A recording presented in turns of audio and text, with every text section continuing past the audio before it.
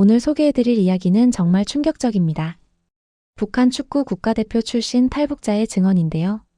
그가 목숨을 걸고 탈북을 결심한 이유는 해외 원정 경기에서 마주한 충격적인 진실 때문이었다고 합니다. 그리고 남한에 와서 본 광경들, 24시간 나오는 따뜻한 물, 밤에도 환하게 켜진 거리, 그리고 개를 유모차에 태우고 다니는 사람들까지. 이 모든 것이 북한 체제 전역을 발칵 뒤집어 놓을 만한 충격이었다고 하는데요. 지금부터 그의 이야기를 들어보시겠습니다. 여러분, 오늘은 북한 축구 국가대표 출신 탈북자의 생생한 증언을 전해드리려고 합니다. 그의 이야기는 우리가 상상하는 것보다 훨씬 더 충격적이고 동시에 우리가 누리는 일상이 얼마나 소중한지 깨닫게 해줍니다. 북한에서 국가대표 선수가 된다는 것, 여러분은 어떻게 생각하시나요?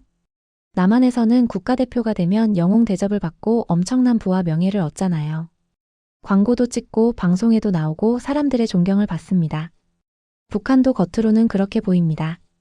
국가대표 선수는 영웅이고 인민의 모범이며 위대한 수령님의 은혜를 받은 사람으로 선전되죠. 하지만 그 증언자의 말에 따르면 실상은 완전히 달랐다고 합니다. 증언자는 1980년대 후반 평양 근처의 작은 도시에서 태어났습니다. 그의 아버지는 공장 노동자였고 어머니는 농장에서 일했습니다. 그는 세 남매 중 장남이었는데 북한에서 흔히 볼 수 있는 평범한 가정이었다고 합니다. 어릴 때부터 그는 축구를 좋아했습니다. 북한에서 축구는 몇 안 되는 오락거리 중 하나였다고 하죠. TV에서 가끔 북한 대표팀 경기가 나오면 온 동네 사람들이 모여서 봤다고 합니다. 그때 TV가 있는 집이 많지 않았거든요. 한 동네에 TV가 한두 대밖에 없어서 그 집에 사람들이 모여들었답니다. 그는 동네 공터에서 친구들과 공을 차며 놀았는데 그것도 제대로 된 축구공이 아니라 헝겊을 둥글게 뭉쳐서 만든 공이었다고 합니다. 가끔 중국에서 밀수로 들어온 축구공을 구할 수 있었는데 그건 정말 귀한 물건이어서 동네에서 공동으로 사용했답니다. 한번 차다가 터지면 다시 기워서 쓰고 또 터지면 또 기워서 쓰고 그렇게 반복했다고 해요. 10살 때쯤 그의 실력이 동네에서 유명해지기 시작했습니다. 또래 아이들 중에서 가장 빨랐고 드리블도 잘했고 슛도 강했다고 합니다. 동네 어른들이 저 애는 국가대표감이다 라고 말할 정도였죠. 12살이 되던 해 도단위 청소년 축구대회가 열렸습니다. 북한에서는 이런 체육대회를 통해 인재를 발굴한다고 하는데 그 대회에 그가 속한 학교팀이 출전하게 됐습니다. 그는 그 대회에서 5경기를 뛰었는데 7골을 넣었다고 해요. 엄청난 활약이었죠. 대회가 끝나고 며칠 후 집으로 낯선 사람이 찾아왔습니다. 평양에서 온 체육학교 코치였습니다. 그는 증언자의 부모에게 아들을 체육학교로 보내라고 설득했습니다. 부모님은 처음에 망설였다고 해요. 장남을 멀리 보내야 한다는 게 쉬운 결정이 아니었거든요. 하지만 코치는 계속 설득했습니다. 이 아이는 재능이 있습니다. 국가대표가 될 수 있습니다. 국가를 위해 일할 수 있는 사람으로 키워야 합니다. 북한에서 국가대표가 된다는 건 가문이 영광이었습니다. 결국 부모님은 승낙했고 그는 평양 근처의 체육학교로 가게 됐습니다. 체육학교로 가는 날 어머니가 우셨다고 합니다. 잘 먹고 건강하게 지내야 한다. 우리 아들이 국가대표가 되는 그날을 기다리겠다고 하시면서요. 그때 그는 어머니를 다시 보기까지 1년이 넘게 걸릴 거라는 걸 몰랐답니다. 체육학교 학생들은 1년에 한 번 명절 때만 집에 갈 수 있었거든요. 체육학교에 도착한 첫날 그는 큰 충격을 받았습니다. 학교 건물은 낡았고 운동장은 흙바닥이었으며 숙소는 한 방에 20명이 자는 구조였습니다. 침대도 없이 바닥에 이불을 깔고 자야 했죠. 하지만 더 큰 충격은 훈련이었습니다. 새벽 5시에 기상 나팔 소리에 일어나서 운동장으로 나가야 했습니다. 추운 겨울에도 반팔 반바지 차림으로 달리기를 했습니다. 정신력을 키우는 훈련이다라는 게 코치들의 설명이었죠. 아침 6시부터 8시까지 기본 체력 훈련을 했습니다. 달리기, 팔굽혀펴기, 윗몸 일으키기, 턱걸이 등등. 그리고 8시에 아침을 먹었는데 식사라고 해봤자 강냉이죽 한 그릇이 전부였다고 합니다. 반찬은 배추김치 조금과 소금이 전부였죠. 9시부터 12시까지는 축구 기술 훈련을 했습니다. 패스, 드리블, 슛, 헤딩 등 기본기를 반복해서 연습했습니다. 코치들은 정말 무서웠다고 해요. 실수하면 바로 체벌이 들어왔습니다. 발로 차고 주먹으로 때리고 심지어 훈련용 공으로 머리를 때리기도 했답니다. 한 번은 패스를 잘못해서 코치에게 뺨을 맞았는데 너무 세게 맞아서 귀에서 이명이 들렸다고 합니다. 그런데도 훈련은 계속됐습니다. 아프다고 말할 수도 없었어요. 그러면 정신력이 약하다며 더 심한 체벌을 받았거든요. 점심은 12시에 먹었는데 역시 강냉이밥에 배추국이 전부였습니다. 가끔 감자가 나오면 그게 최고의 식사였다고 해요. 고기는 1년에 몇 번 보기 힘들었답니다. 명절이나 김일성 생일 같은 특별한 날에만 고기 한 점을 맛볼 수 있었죠. 오후 1시부터 5시까지는 실전 훈련을 했습니다. 팀을 나눠서 연습 경기를 하는데 이게 정말 치열했다고 합니다. 서로 주전이 되려고 경쟁했거든요. 주전이 되지 못하면 훈련 강도가 더 세졌고 체벌도 더 많이 받았습니다. 저녁 6시에 저녁을 먹고 7시부터 9시까지는 이념 교육 시간이었습니다. 김일성, 김정일의 위대함에 대해 배우고 혁명가요를 부르고 자아비판을 했습니다. 자아비판이란 자신의 잘못을 고백하고 반성하는 시간인데 실수한 게 없어도 뭔가를 만들어서라도 말해야 했다고 합니다. 9시에 자유시간이 주어졌는데 그 시간에 빨래를 하거나 다음날 준비를 해야 했습니다. 그리고 십시 취침이었죠. 하루 일과가 이렇게 빡빡했습니다. 영양 상태가 워낙 안 좋다 보니까 훈련 중에 쓰러지는 학생들이 많았습니다. 증언자도 입학한 지 3개월 만에 영양실조로 쓰러져서 일주일간 침대에 누워 있었다고 해요. 그런데 병원에 가지도 못했답니다. 학교에 의무실이 있긴 했는데 약도 없고 그냥 쉬라는 말만 들었죠.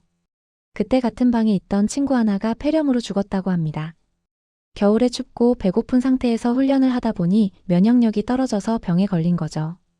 그 친구는 며칠 동안 기침을 하더니 어느 날 아침에 일어나지 않았답니다. 학교에서는 혁명을 위해 희생한 동지라고 선전했지만 사실은 제대로 치료받지 못해서 죽은 거였죠. 그 사건이 있고 나서 증언자는 생각했다고 합니다. 이게 정말 맞는 건가?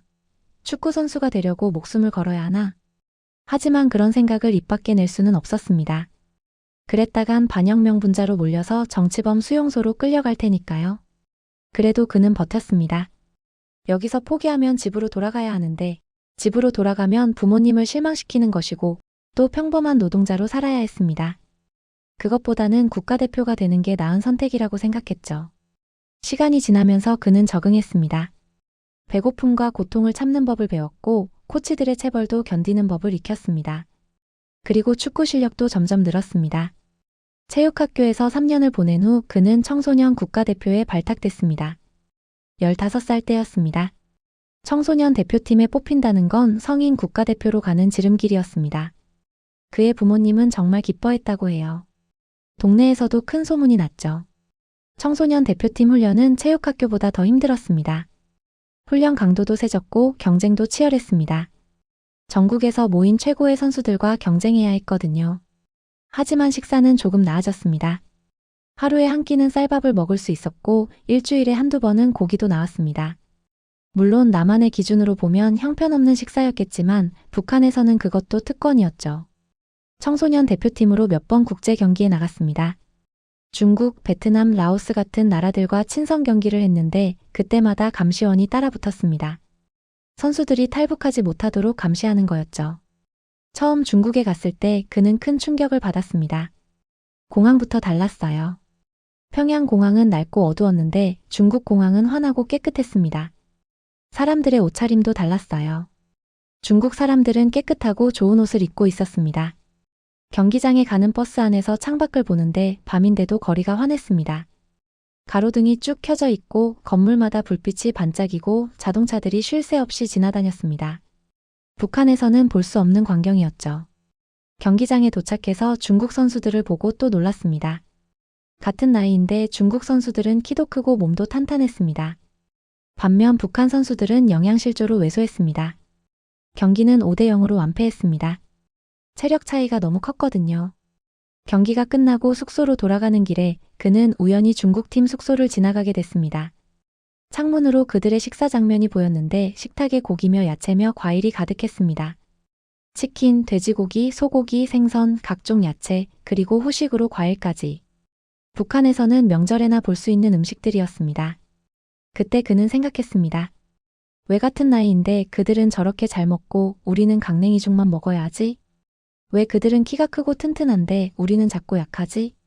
처음으로 북한 체제에 대한 의문이 들었습니다. 하지만 그런 생각을 입 밖에 낼 수는 없었습니다. 같은 팀 선수에게라도 그런 말을 하면 고자질당할 수 있었거든요. 그래서 혼자 속으로만 사귀었습니다. 북한으로 돌아온 후 그의 마음속에는 의구심이 계속 자랐습니다. 훈련을 하면서도 밥을 먹으면서도 계속 중국에서 본 것들이 떠올랐습니다. 우리가 정말 잘 사는 건가? 혹시 우리가 속고 있는 건 아닐까? 하지만 일상은 계속됐습니다. 훈련하고 먹고 자고 다시 훈련하고. 그렇게 몇 년이 흘렀습니다. 20살이 되던 해 그는 드디어 성인 국가대표에 발탁됐습니다. 북한 축구 국가대표팀의 일원이 된 거죠. 이건 정말 대단한 일이었습니다. 전국에서 몇 안 되는 엘리트 중에 엘리트가 된 거니까요. 국가대표가 되자 대우가 조금 나아졌습니다. 매일 쌀밥을 먹을 수 있었고 고기도 자주 나왔습니다. 훈련복도 새로 받았고 축구화도 중국산 신제품을 지급받았습니다. 월급도 나왔는데 북한 기준으로는 꽤 많은 금액이었죠. 부모님은 정말 자랑스러워했습니다. 아들이 국가대표가 됐다는 소식을 듣고 어머니가 울었다고 합니다. 기쁨의 눈물이었죠. 동네에서도 그의 집안이 명문가가 됐습니다. 하지만 국가대표가 됐다고 해서 자유가 생긴 건 아니었습니다. 오히려 감시가 더 심해졌습니다. 국가대표는 북한의 이미지를 대표하는 사람들이기 때문에 절대 탈북하거나 문제를 일으켜서는 안 됐거든요. 21살 때 그는 생애 처음으로 북한 밖으로 나가는 정식 국제 경기에 출전하게 됐습니다. 동남아시아의 한 나라에서 열리는 친선 경기였습니다. 이번에도 감시원이 따라붙었지만 청소년 대표 때보다는 조금 더 자유로운 분위기였습니다. 그 나라에 도착해서 본 것들은 그의 인생을 완전히 바꿔놓았습니다. 공항에서부터 압도당했습니다. 엄청나게 크고 현대적인 건물, 환한 조명, 깨끗한 시설, 친절한 사람들. 모든 게 북한과 달랐습니다. 호텔로 가는 버스 안에서 창밖을 보는데 거리가 정말 아름다웠습니다. 높은 빌딩들이 즐비하고 자동차들이 질서정연하게 달리고 사람들이 자유롭게 거리를 걷고 있었습니다. 그리고 무엇보다 사람들의 표정이 밝았습니다. 호텔에 도착해서 방에 들어갔을 때 그는 또 한 번 놀랐습니다. 방이 너무 깨끗하고 좋았거든요. 침대는 푹신했고 화장실에는 따뜻한 물이 나왔고 TV도 있고 에어컨도 있었습니다. 북한에서는 최고 위층만 누릴 수 있는 시설이었죠. 저녁 식사를 위해 호텔 식당에 갔을 때 그는 눈물이 날 뻔했다고 합니다.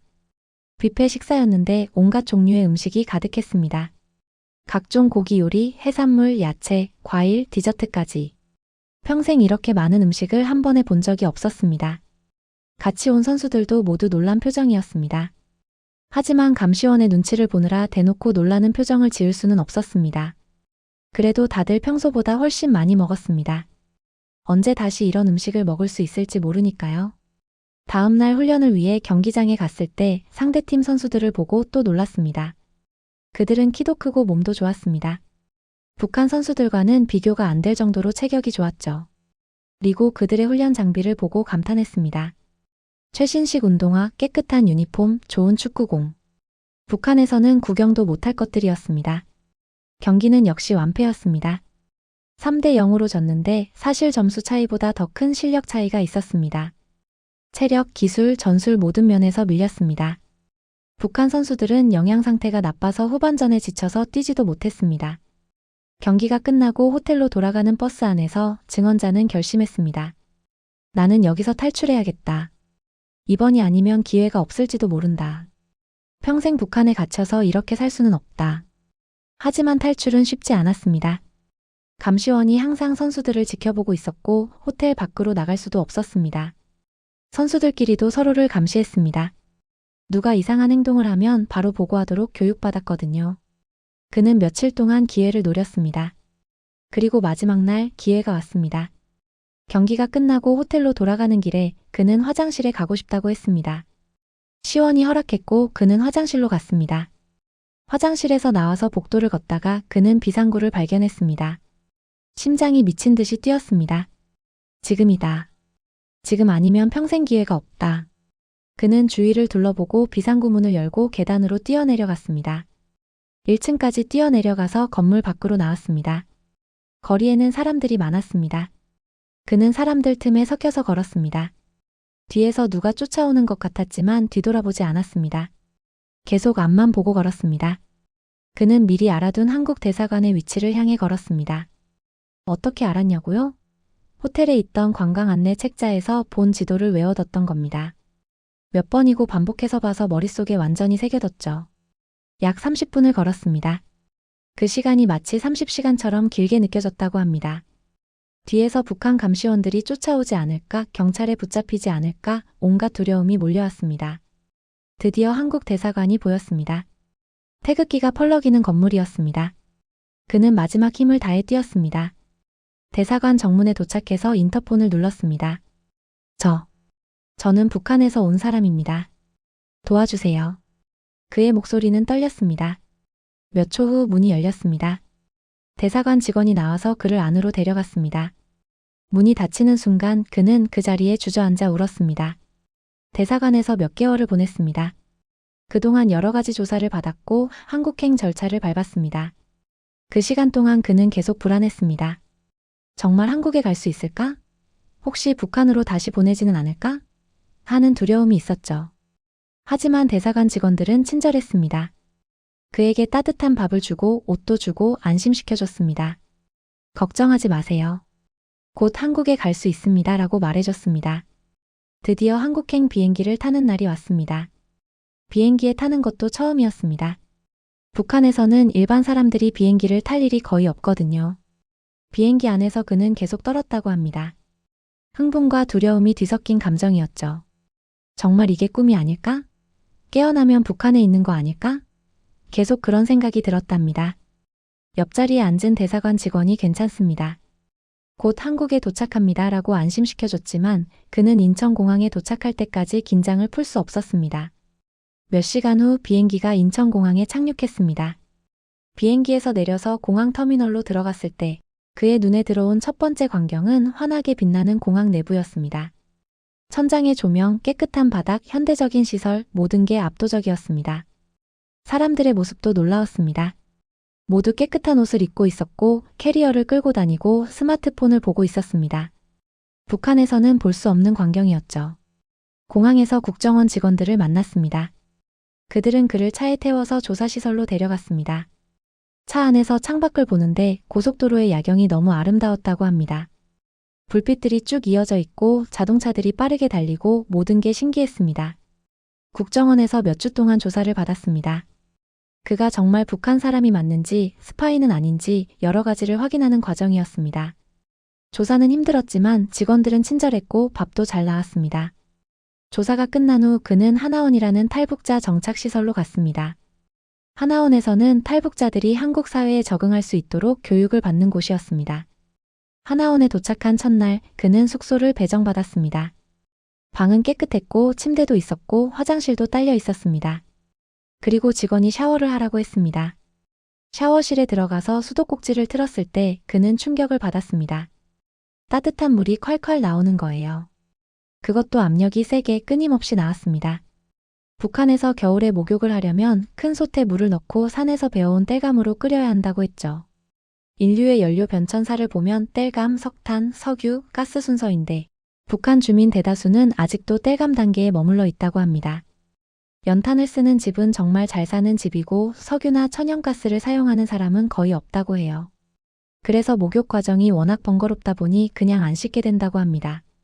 북한 군인들은 한겨울에는 샤워를 하지 않는다고 해요. 따뜻한 봄이 돼야 강에서 샤워를 한다는데 봄을 맞아 몇 달 만에 샤워하려고 20대 여군이 군복을 벗어서 털면 옷에서 이와 벼룩이 우수수 떨어질 정도라고 합니다. 그는 샤워기에서 나오는 따뜻한 물을 맞으면서 눈물을 흘렸다고 합니다. 이게 사람 사는 거구나. 이게 진짜 인간의 삶이구나라는 생각이 들었답니다. 샤워를 하면서 계속 울었다고 해요. 기쁨과 슬픔이 동시에 밀려왔습니다. 기쁨은 이제 이런 삶을 살 수 있다는 것이고 슬픔은 북한에 있는 가족과 친구들이 떠올랐기 때문이었습니다. 땔감으로 하도 나무를 베어가서 북한 산에는 나무가 거의 없다고 합니다. 위성사진을 보면 북한의 산들이 민둥산인 걸 확인할 수 있다고 하죠. 반면 남한의 산들은 나무로 울창하게 덮여 있고요. 샤워를 마치고 나왔을 때 그는 거울을 봤습니다. 깨끗해진 자신의 모습을 보면서 또 눈물이 났다고 해요. 나도 이제 사람처럼 살 수 있구나라는 생각이 들었답니다. 하나원에서 가장 놀란 것 중 하나가 식사였습니다. 식당에 들어갔는데 뷔페 형식이었습니다. 밥, 국, 반찬, 김치, 과일까지 자유롭게 먹을 수 있었습니다. 처음에는 음식이 모자랄까봐 다른 탈북자들이 서로 앞다투어 음식을 담았다고 합니다. 고함도 치고 밀치기도 하고 마치 전쟁터 같았답니다. 하나원 직원들이 음식은 충분합니다. 천천히 드세요 라고 말했지만 탈북자들은 믿을 수 없었죠. 그런데 정말로 음식이 무한대로 리필되고 계속 제공되는 걸 보고 모두가 놀랐습니다. 며칠이 지나자 탈북자들도 안심하고 천천히 먹기 시작했다고 해요. 북한에서는 꿈에서도 상상 못할 일이었습니다. 하나원에서는 한국 사회에 대해 배웠습니다. 은행 이용법, 대중교통 이용법, 병원 가는 법, 편의점에서 물건 사는 법 등등. 북한 사람들에게는 모든 게 새로운 것이었습니다. 특히 신용카드에 대해 배울 때 정말 신기했다고 합니다. 북한엔 신용카드가 없거든요. 카드 한 장으로 물건을 사고 나중에 돈을 내는 시스템이 이해가 안 됐답니다. 나중에 돈을 안 내면 어떻게 되나요? 라고 물었는데 강사가 그러면 신용등급이 떨어지고 불이익을 받습니다 라고 설명했습니다. 그래도 처음엔 이해가 안 됐다고 해요. 은행에 대해 배울 때도 의심스러웠다고 합니다. 북한에도 은행은 있는데 입금만 되고 출금이 안 된다고 했죠. 국가가 사실상 강탈하는 셈이라고요. 그래서 동네 이장이나 반장들이 동네를 돌면서 저축하라고 강요하고 다닌다고 합니다.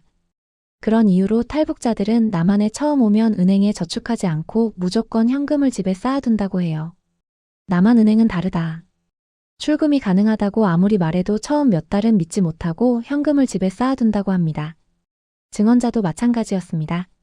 하나원을 수료하고 사회에 나온 후 정착금을 받았는데 그 돈을 은행에 넣지 않고 집 이불 밑에 숨겨뒀다고 합니다. 주변 사람들이 은행에 넣으세요. 안전합니다 라고 말해도 믿을 수 없었죠. 3개월 정도 지나서야 조금씩 은행을 이용하기 시작했다고 합니다. 하나원에서 3개월 동안 교육을 받고 수료한 후 그는 드디어 일반 사회로 나왔습니다. 정부에서 지원해주는 아파트에 입주했는데 혼자 살게 된 첫 독립이었습니다. 아파트에 들어갔을 때 그는 또 한 번 놀랐습니다. 깨끗한 방, 화장실, 부엌 모든 게 갖춰져 있었습니다. 수도꼭지를 틀면 물이 나오고 전기 스위치를 누르면 불이 켜지고 보일러를 켜면 방이 따뜻해지고 모든 게 신기했습니다. 첫날 밤 그는 잠을 이룰 수 없었습니다. 너무 조용했거든요. 북한에서는 항상 여러 사람이 한 방에서 잤는데 여기서는 혼자였습니다. 그리고 밖에서 들리는 소리들도 낯설었습니다. 자동차 소리, 사람들의 발소리, 모든 게 새로웠습니다. 다음날 아침 그는 밖으로 나가 동네를 둘러봤습니다. 편의점에 들어갔을 때 정말 놀랐습니다. 온갖 종류의 물건들이 진열대에 가득했습니다. 과자, 음료수, 라면, 빵, 우유, 그리고 수많은 물건들. 북한에서 물건을 밖에 내놓고 팔면 10분도 안 돼서 다 훔쳐간다고 했죠. 그래서 그는 궁금했습니다. 왜 한국에선 물건을 밖에 내놓고 파는 거지? 안 훔쳐가나? 나중에 국정원 직원에게 물었을 때 그 직원이 대답했다고 합니다. 당신이 남한에서 1년만 살면 왜 물건을 밖에 내놓고 파는지 알게 된다고요. 실제로 1년 살아보니까 그제서야 이해가 됐다고 합니다. 한국 사람들은 남의 물건을 함부로 훔치지 않는다는 걸요.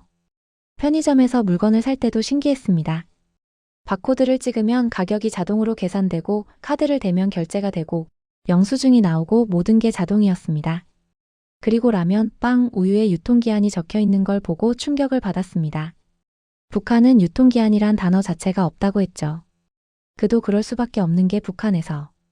유통기한이 지나도록 음식이 집에 남아있다는 건 상상도 할 수 없는 일이라고 합니다. 설령 썩어서 냄새가 나도 그냥 먹는다고 해요. 편의점을 나와서 슈퍼마켓에 갔을 때는 더 큰 충격을 받았습니다. 엄청나게 큰 매장에 온갖 종류의 식품들이 가득했습니다.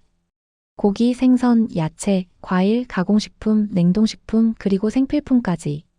그 중에서도 가장 놀란 건 생수였습니다.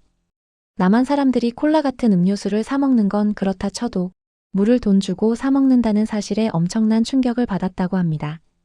북한은 평양급이 아니면 수돗물이 안 나온다고 했죠. 강에 가서 여자들이 직접 물을 떠와야 하거나 양동이에 빗물을 받아 쓴다고 합니다. 빨래도 강에서 직접 해야 하고요. 사실상 조선시대랑 똑같다고 합니다. 집 근처에 강이 없다면 개인이 직접 돈을 들여 우물을 파는데 우물을 팔 돈이 없다면 우물이 있는 집에 가서 사용료를 내고 우물물을 떠온다고 해요. 먹을 물도 귀한데 남한처럼 매일 샤워를 한다는 건 북한에선 상상도 못할 일이라고 합니다. 그런데 한국에서는 물을 돈 주고 산다? 처음에는 이해가 안 됐습니다. 나중에 알고 보니 생수는 깨끗하게 정제된 물이고 편리하게 마시기 위해 병에 담아 판다는 걸 알게 됐죠. 집으로 돌아와서 TV를 켰습니다. 리모컨으로 채널을 돌리는데 채널이 수백 개나 됐습니다. 북한은 TV 채널이 딱 3개밖에 없다고 했죠. 그것도 전부 김일성, 김정일, 김정은을 찬양하는 내용뿐이고요.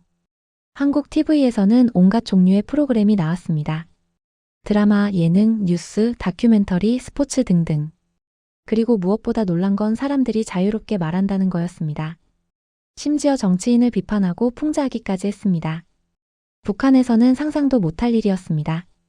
북한에서 지도자를 비판하는 말을 한마디만 해도 정치범 수용소로 끌려간다고 했죠. TV를 보다가 동물농장이라는 프로그램을 봤는데 그건 정말 충격이었다고 합니다. 주인도 없는 길고양이나 떠돌이개를 병원에 데려가 치료하는 걸 보고 말을 잇지 못했다고 해요. 북한은 사람이 다쳐도 병원에 못 간다고 했죠. 심지어 죽어도 관도 못 쓰고 시신을 땅에 그대로 매장한다고 합니다. 북한에는 아예 수의사란 직업도 없답니다. 동물이 다쳤는데 그걸 치료한다? 북한에선 그런 생각을 해본 적이 없다고 합니다. 사람이 다쳐도 고칠 의사가 없는데 한가하게 동물이나 고치고 있을 상황이 아니라는 거죠. 당연한 소리지만 북한에선 애완견 키우는 사람이 단 한 명도 없다고 합니다. 남한 와서 보니 애완견 키우는 사람이 너무 많아서 놀랐대요. 그리고 유모차에 개를 태우고 가는 모습을 보고는 정말 기절할 뻔했다고 합니다. 사람도 아닌 개를 유모차에 태우고 다닌다고? 그것도 아기가 타는 유모차에? 처음에는 이해가 안 됐습니다. 나중에 알고 보니 한국에서는 반려동물을 가족처럼 여긴다는 걸 알게 됐죠. 며칠 후 그는 지하철을 처음 타봤습니다. 지하철역에 들어갔을 때 깜짝 놀랐습니다. 엄청나게 크고 깨끗한 시설이었습니다. 에스컬레이터를 타고 내려가는데 그것도 신기했습니다. 움직이는 계단이라니요. 플랫폼에 도착해서 지하철을 기다리는데 전광판에 3분 후 도착이라고 표시됐습니다. 정말 3분 후에 지하철이 도착했습니다. 시간이 정확하다는 게 신기했습니다. 지하철 안에서 더 놀란 건 장애인용 시설이었습니다. 휠체어를 위한 공간, 점자 안내, 음성 안내 등등. 그리고 역마다 엘리베이터가 있어서 휠체어를 탄 사람도 자유롭게 이동할 수 있었습니다. 북한은 장애인에 대한 복지가 전혀 없어서 죽을 때까지 방 안에서만 있다가 죽는 게 북한 장애인의 운명이라고 했죠. 심지어 장애인 앞에서 대놓고 병신이라고 욕한다고 합니다. 한국 지하철의 장애인 시설을 보고 나서 그는 인권이 무슨 뜻인지 대충 짐작이 갔다고 합니다. 인권이란 단어도 남한 와서 처음 들었대요. 정부가 장애인에게 지급한 전동 카트 타고 돌아다니는 걸 보고 충격받았다고 합니다. 장애인도 사람이다. 그들도 존엄하게 살 권리가 있다. 한국에 와서야 그런 생각을 하게 됐다고 합니다. 지하철에서 내려 거리를 걷다가 저상버스를 봤습니다. 버스가 기울어지면서 계단 없이 탈 수 있게 되는 걸 보고 또 놀랐습니다. 장애인을 위한 버스구나 생각했죠. 거리를 걷다가 한 가지 더 놀란 게 있었습니다. 바로 사람들의 냄새, 아니 냄새가 안 난다는 거였습니다. 북한 사람은 샤워를 자주 못해서 냄새가 정말 심하다고 했죠. 그런데 한국 사람들은 냄새가 전혀 안 났습니다. 오히려 좋은 향기가 났습니다. 나중에 알고 보니 향수나 데오드란트를 쓴다는 걸 알게 됐습니다. 그도 한국에 온 후 매일 샤워를 하고 깨끗한 옷을 입고 데오드란트도 쓰기 시작했습니다. 거울을 볼 때마다 내가 이렇게 깨끗해질 수 있구나 하고 신기해했다고 합니다. 집에 돌아와서 밥을 하려고 전기밥솥을 켰습니다. 그런데 밥이 다 되자 밥솥이 말을 하는 거예요. 밥이 완료되었습니다. 정말 깜짝 놀랐습니다. 기계가 사람처럼 말을 한다니요. 처음엔 밥솥 안에 누가 숨어 있는 줄 알았다고 합니다. 뚜껑을 열어서 안을 봤는데 밥만 있더라고요. 나중에 알고 보니 음성 기능이 있는 거였죠. 신기해서 몇 번이고 밥을 했다 꺼냈다 반복했다고 합니다. 며칠 후 지인의 차를 타고 처음으로 드라이브를 했습니다. 그때 내비게이션을 봤는데 이것도 정말 신기했습니다. 화면에 지도가 나오고 음성으로 길을 안내해주고 실시간으로 위치가 표시되고 처음엔 어디선가 안내원이 실시간 무전으로 길을 알려주는 줄 알았다고 합니다. 나중에 GPS 위성을 이용한 시스템이라는 걸 알고 더 놀랐죠. 위성에서 우리 위치를 알 수 있다고? 그날 KTX를 처음 탔습니다. 친구가 부산에 놀러 가자고 해서 함께 간 거였죠. 서울역에 도착해서 KTX를 봤을 때 입이 떡 벌어졌습니다. 정말 크고 멋진 기차였습니다. 기차 안에 들어가서 자리에 앉았는데 의자가 너무 편했습니다. 그리고 기차가 출발했는데 너무 조용하고 부드러워서 출발한 줄도 몰랐다고 합니다. 속도가 점점 빨라지는데 창밖 풍경이 쏜살같이 지나갔습니다. 전광판을 보니 시속 300km라고 나와 있었습니다. 너무 무서웠다고 해요. 북한 열차는 시속 20km 수준이라고 했죠. 심지어 그마저도 연료가 없어서 가다 멈춘다고 합니다. 평양에서 시골까지 가려면 기차로 14박 15일이 걸리기도 한다고 해요. 그런데 KTX는 서울에서 부산까지 2시간 30분 만에 도착했습니다. 믿을 수가 없었습니다. 이게 진짜 가능한 일인가? 부산에 도착해서 바다를 봤습니다. 바다는 북한에서도 봤지만 부산 해운대는 달랐습니다. 백사장이 깨끗하고 사람들이 여유롭게 놀고 주변에 높은 빌딩들이 즐비하고 모든 게 아름다웠습니다. 해변을 걷다가 횟집에 들어갔습니다. 친구가 회를 사준다고 해서 함께 먹었는데 정말 맛있었습니다. 신선한 회, 야채, 소스, 그리고 소주까지. 북한에서는 상상도 못할 식사였습니다. 식사를 하면서 친구가 물었습니다. 한국 생활 어때? 그는 대답했습니다. 천국 같아요. 정말 꿈만 같아요. 한국에서 몇 달을 지내면서 그는 점점 적응했습니다. 하지만 여전히 놀라는 것들이 많았습니다. 배달 앱을 처음 써봤을 때도 놀랐습니다. 스마트폰으로 음식을 주문하면 집 앞까지 가져다 준다는 게 신기했어요. 북한에선 배달이란 개념 자체가 없다고 했죠. 음식을 먹으려면 직접 나가서 사와야 하고 그나마도 음식을 파는 가게가 거의 없다고 합니다. 그런데 한국에선 치킨, 피자, 중국 음식, 한식, 심지어 커피까지 배달이 된다는 거예요. 그것도 30분 안에 도착한다는 게 놀라웠습니다. 처음 치킨을 배달시켜 먹었을 때 정말 감동했다고 합니다. 뜨끈뜨끈한 치킨이 집 앞까지 배달되고 콜라도 함께 오고 심지어 무까지 포함되어 있었습니다. 이게 진짜 가능한 일이구나 하고 감탄했죠. 병원에 갔을 때도 놀랐습니다. 감기에 걸려서 동네 병원에 갔는데 의사가 친절하게 진료해주고 약을 처방해주고 병원비도 저렴했습니다. 북한 병원은 약도 없고 장비도 없다고 했죠. 의사가 있긴 한데 제대로 치료를 못한다고 합니다. 수술을 해야 하는 상황이면 마취제도 없이 그냥 수술한다고 해요. 상상만 해도 끔찍하죠. 그래서 북한 사람들은 아파도 병원에 안 간다고 합니다. 어차피 가봤자 치료를 못 받으니까요. 그냥 집에서 민간요법으로 버티다가 죽는 사람이 많다고 해요. 그는 한국에서 종합검진을 받았을 때 정말 놀랐다고 합니다. MRI, CT, 혈액검사, 소변검사, 엑스레이 등 온갖 검사를 다 하는데 아무 고통도 없었습니다. 의사들이 친절하게 설명해주고 검사 결과도 자세히 알려줬습니다. 그리고 건강보험이란 것도 놀라웠습니다. 병원비의 대부분을 국가가 지원해준다는 게 믿기지 않았습니다. 북한에선 상상도 못할 시스템이죠. 검진 결과 그는 영양실조 후유증으로 뼈가 약하고 빈혈이 있다는 진단을 받았습니다. 의사가 영양제를 드시고 운동을 하시면 좋아질 겁니다 라고 말했습니다. 약국에서 영양제를 받아서 먹기 시작했는데 몇 달 후 정말 몸 상태가 좋아졌다고 합니다. 한국에서 1년쯤 지났을 때 그는 TV에서 북한 관련 뉴스를 봤습니다. 북한에서 아파트 건설 중 사고가 나서 많은 사람이 죽었다는 뉴스였습니다. 그 뉴스를 보면서 예전 기억이 떠올랐다고 해요. 북한은 공산주의라 일반 주민이 됨, 도로, 건물 공사장에 무료로 강제 노동에 동원된다고 했죠. 심지어 안전장치가 전혀 없다고 합니다. 안전모도 없고 추락 방지 그물도 전혀 없습니다. 포크레인도 없어서 사람이 일일이 삽으로 다 한다고 해요. 일하다 다치거나 죽어도 보상이란 개념이 없다고 합니다. 그냥 내 손해라는 거죠. 북한은 산업재해란 개념이 없고 안전에 대한 투자도 전무하다고 합니다. 그는 국가대표 선수 시절에도 공사장에 동원됐던 적이 있다고 합니다. 평양에 새로운 경기장을 짓는 공사였는데 국가대표 선수들까지 삽 들고 흙을 파야 했답니다. 그때 동료 선수 한 명이 무너진 흙더미에 깔려서 다리를 심하게 다쳤습니다. 뼈가 부러지고 피를 많이 흘렸는데 현장에 응급처치 장비도 없었고 구급차도 오지 않았습니다. 동료들이 그를 업고 병원까지 걸어가야 했죠. 병원에 가서도 제대로 치료받지 못했습니다. 마취도 없이 뼈를 맞추고 소독도 제대로 안 하고 그냥 붕대만 감아줬습니다. 그 선수는 결국 다리를 절게 됐고 선수 생활을 포기해야 했습니다. 보상은 당연히 없었죠. 한국에 와서 건설 현장을 지나가다 보면 안전장비를 갖춘 근로자들, 안전펜스, 추락, 방지망, 안전표지판 같은 걸 보게 되는데 그럴 때마다 북한과 비교가 된다고 합니다. 한국은 사람의 생명을 소중히 여기는구나라고 생각한다고 해요. 인터넷도 놀라운 경험이었습니다. 스마트폰으로 모르는 걸 검색하면 바로 답이 나온다는 게 신기했습니다.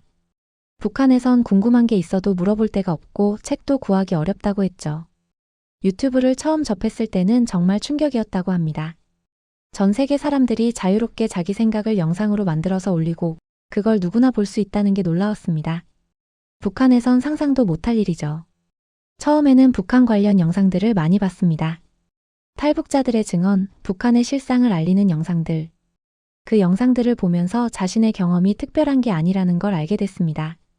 많은 탈북자들이 비슷한 경험을 했다는 걸요. 그리고 축구 영상도 많이 봤습니다. 유럽 축구 리그, 한국 K리그, 월드컵 경기들. 북한에서는 북한 대표팀 경기만 볼 수 있었는데 여기서는 전 세계 모든 경기를 볼 수 있었습니다. 영상을 보면서 그는 깨달았습니다. 내가 북한에서 배운 축구는 너무 낙후됐구나. 세계 축구와는 차원이 다르구나. 전술, 기술, 체력 모든 면에서 차이가 컸습니다. 한국에서 2년쯤 지났을 때 그는 축구 코치 자격증을 따기로 결심했습니다. 다시 축구와 관련된 일을 하고 싶었거든요. 자격증 학원에 등록해서 공부를 시작했습니다. 공부하는 과정이 쉽지는 않았습니다. 한국말도 완벽하지 않았고 축구 이론도 북한에서 배운 것과 많이 달랐습니다. 하지만 그는 열심히 공부했고 1년 만에 자격증을 땄습니다. 자격증을 따고 나서 지역 청소년 축구팀에서 코치로 일하기 시작했습니다. 처음에는 떨렸습니다. 내가 잘할 수 있을까? 아이들이 나를 받아들일까? 하는 걱정이 있었죠. 하지만 걱정은 기우였습니다. 아이들은 그를 잘 따랐고 학부모들도 만족해했습니다. 그는 북한에서 받았던 폭력적인 훈련 방식이 아닌 칭찬과 격려로 아이들을 가르쳤습니다.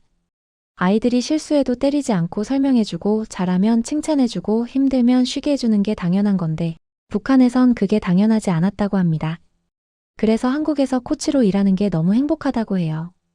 가끔 학부모들이 우리 애가 말을 안 듣죠? 라고 물어보면 웃음이 나온다고 합니다. 한국 아이들은 너무 순하고 착하다고 해요. 북한에서는 죽기 살기로 훈련해야 했는데 한국 아이들은 즐기면서 축구를 한다는 게 신기하답니다. 한 번은 한 아이가 코치님, 저는 프로 선수가 되고 싶어요 라고 말했습니다. 그는 그 아이를 보면서 생각했습니다. 이 아이는 꿈을 말할 수 있구나. 자유롭게 꿈을 꿀 수 있구나. 북한에서는 개인의 꿈이란 게 없었습니다.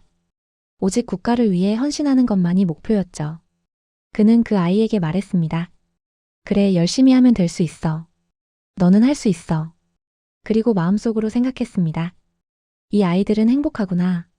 자유롭게 꿈을 꿀 수 있으니까.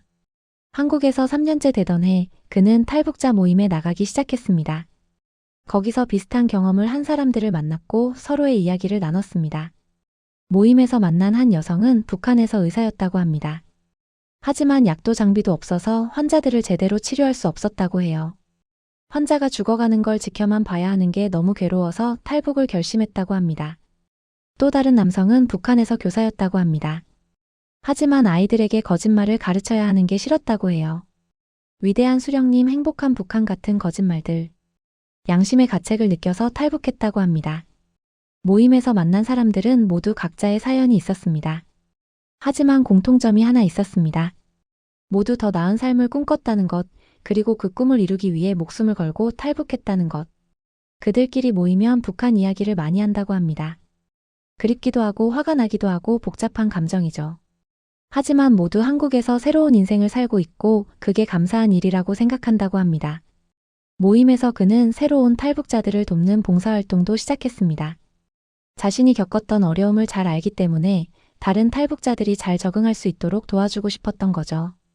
새로운 탈북자들에게 한국 생활을 알려주고 어려운 일이 있으면 도와주고 같이 운동도 하면서 지냈습니다. 그들이 한국에 적응하는 모습을 보면 뿌듯했다고 합니다. 한 번은 새로운 탈북자가 물었습니다. 형님, 한국 생활이 정말 좋아요? 그는 대답했습니다. 좋지. 정말 좋아. 처음에는 힘들었지만 지금은 너무 행복해. 너도 금방 적응할 거야. 그 탈북자가 또 물었습니다. 북한에 있는 가족 생각 안 나요? 그는 잠시 침묵했습니다. 그리고 대답했습니다. 물론 나지. 매일 생각해. 하지만 내가 여기서 잘 살아야 언젠가 그들도 구할 수 있을 거야. 통일이 되면 다시 만날 수 있을 거라고 믿어. 북한에 있는 가족 생각은 정말 많이 난다고 합니다. 부모님과 동생이 있는데 자기가 탈북한 후 어떻게 됐을지 걱정된다고 해요. 탈북자 가족은 보통 정치범 수용소로 보내지거나 심한 감시를 받는다고 하거든요. 밤에 잠을 자다가 가족 꿈을 꿀 때가 많다고 합니다. 어머니가 밥을 차려주는 꿈, 아버지와 함께 TV를 보는 꿈, 동생과 놀던 꿈. 그런 꿈을 꾸고 나면 눈물을 흘리며 깬다고 해요. 하지만 그는 후회하지 않는다고 합니다. 내가 북한에 남았다면 평생 그렇게 살았을 거야. 자유 없이, 꿈 없이 그냥 생존하기 위해 살았을 거야. 하지만 지금은 다르지. 나는 자유롭고 꿈이 있고 행복해. 언젠가 통일이 되면 가족을 다시 만날 수 있을 거라고 믿어. 그는 통일에 대한 희망을 갖고 있다고 합니다. 언젠가 남북이 통일되면 북한 사람들도 한국 사람들처럼 자유롭고 행복하게 살 수 있을 거라고 믿습니다. 그날이 오면 나는 북한으로 돌아가서 아이들에게 축구를 가르치고 싶어요. 북한 아이들도 한국 아이들처럼 즐겁게 축구를 하고 꿈을 꾸고 행복하게 살 수 있게 하고 싶어요. 한국에서 4년째 되던 해 그는 한국 국적을 취득했습니다. 이제 그는 법적으로도 한국 사람이 됐습니다. 신분증을 받았을 때 정말 감격스러웠다고 합니다. 나는 이제 대한민국 국민이다. 이 나라가 내 나라다. 신분증을 보면서 그는 눈물을 흘렸습니다. 이제 자신도 이 사회의 정식 구성원이 된 것 같아서 뿌듯했다고 해요. 한국 국적을 취득하고 나서 처음으로 투표를 했습니다. 지방선거였는데 투표소에 가서 투표용지를 받고 기표를 할 때 손이 떨렸다고 합니다. 내가 내 의사를 표현할 수 있다. 내가 선택할 수 있다. 북한에서는 상상도 못할 일이었습니다. 북한의 선거는 선거가 아니라 쇼라고 합니다. 후보는 한 명뿐이고 무조건 찬성표를 던져야 하죠. 하지만 한국의 선거는 달랐습니다. 여러 후보 중에서 자신이 원하는 사람을 선택할 수 있고 비밀 투표로 진행되고 아무도 자신의 선택을 강요하지 않았습니다. 투표를 마치고 나왔을 때 그는 생각했습니다. 이게 민주주의구나. 이게 자유구나. 요즘 그는 한국 뉴스를 보면서 가끔 답답할 때가 있다고 합니다. 사람들이 정치에 불만을 표하고 시위를 하고 정부를 비판하는 걸 보면서 말이죠. 물론 그들의 불만이 이해가 안 되는 건 아니라고 합니다. 한국에도 문제가 있고 개선해야 할 점이 많다는 걸 알고 있습니다. 집값 문제, 일자리 문제, 양극화 문제 등등. 하지만 북한과 비교하면 한국은 천국이라고 합니다. 한국 사람들은 불만을 말할 수 있잖아요. 시위할 수 있잖아요. 정부를 비판할 수 있잖아요. 그것만으로도 얼마나 큰 자유인데요. 북한에선 정부를 비판하는 말을 한마디만 해도 정치범 수용소로 끌려간다고 했죠. 그런데 한국에선 대통령을 욕해도 아무 일도 없고 시위를 해도 자유롭고 그게 너무 신기하다고 합니다. 가끔 한국 사람들에게 말해주고 싶어요. 여러분이 누리는 자유가 얼마나 소중한 건지 아시냐고. 이 자유를 지키기 위해 얼마나 많은 사람들이 희생했는지 아시냐고. 그는 한국의 현대사를 공부하면서 많이 배웠다고 합니다. 일제강점기, 한국전쟁, 군사독재, 민주화운동. 한국이 지금의 민주주의와 경제 발전을 이루기까지 얼마나 많은 사람들이 피와 땀을 흘렸는지 알게 됐습니다. 한국은 정말 대단한 나라예요. 전쟁의 폐허에서 이렇게 발전한 나라가 어디 있어요? 세계 10위권의 경제 대국이고 민주주의 국가고 문화 강국이잖아요. 정말 자랑스러운 나라예요. 그는 K-팝과 한국 드라마가 세계적으로 인기를 끄는 걸 보면서 뿌듯하다고 합니다. 내 나라가 이렇게 인정받는구나 하는 자부심이 생긴다고 해요. 북한에서는 한국이 미국의 식민지고 가난하고 불행한 나라라고 배웠어요.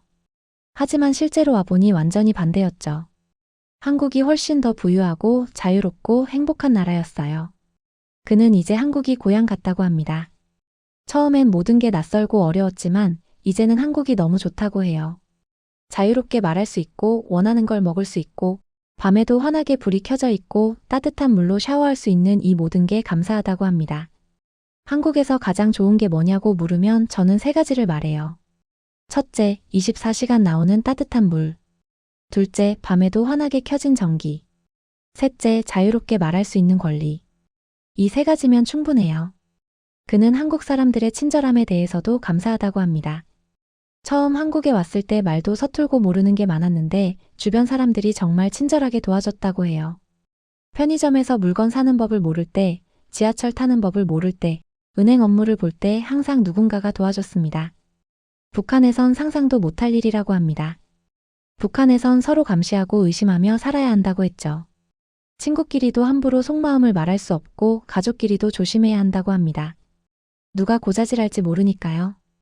하지만 한국에선 모르는 사람에게 길을 물어봐도 친절하게 알려주고 어려운 일이 있으면 도와주려고 하고 그게 너무 신기하고 감사했다고 합니다.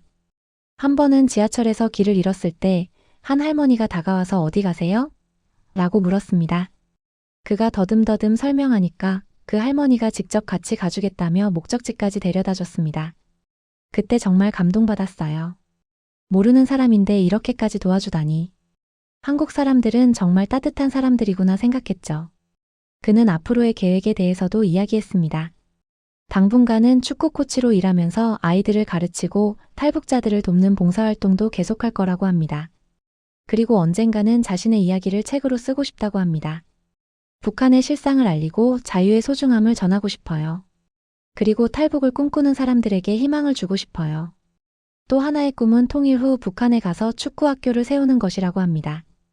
북한 아이들에게도 제대로 된 축구를 가르쳐주고 싶어요.